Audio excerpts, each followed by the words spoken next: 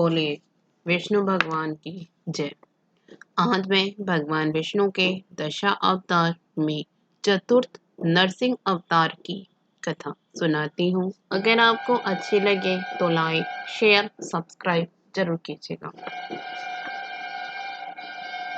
हिरण्याक्ष के वध से उसका भाई हिरण्यकश्यपु बहुत दुखी हुआ। वह भगवान का घोर विरोधी बन गया। उसने अजय बनने की भावना से कठोर तप किया। उसे देवता, मनुष्य या पशु आदि से न मरने का वरदान मिला। वरदान पाकर वह अजय हो गया। हिरण्यकश्यपु का शासन इतना कठोर था कि देव दानव सभी उसके चरणों की वंदना करते थे।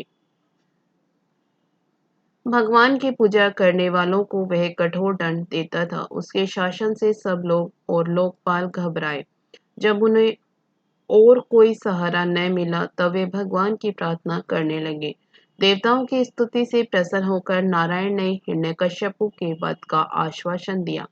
दैत्यराज का अत्याचार दिनों दिन बढ़ता ही गया, यहाँ तक कि वह अपने ही पुत्र प्रहलाद को भगवान का नाम लेने के कारण तरह तरह का कष्ट देने लगा। प्रहलाद बचपन से ही खेलकूद छोड़कर भगवान के ध्यान में तन्मय हो गया। वे भगवान के परम प्रेमी भक्त थे। वे समय समय पर असुर बालकों को धर्म का उपदेश देते रहते थे।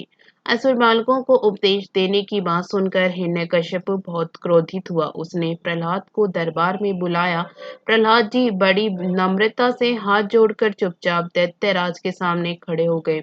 उन्हें देखकर दैत्यराज ने डांटते हुए कहा, मूर्ख, तू बड़ा उदंड हो गया है।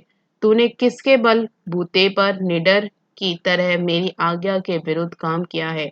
इस पर प्रहलाद ने कहा, पिताजी, ब्रह्मा से लेकर तिनके तक सब छोटे बड़े चर अचर जीवों को भगवान ने ही अपने वश में कर रखा है।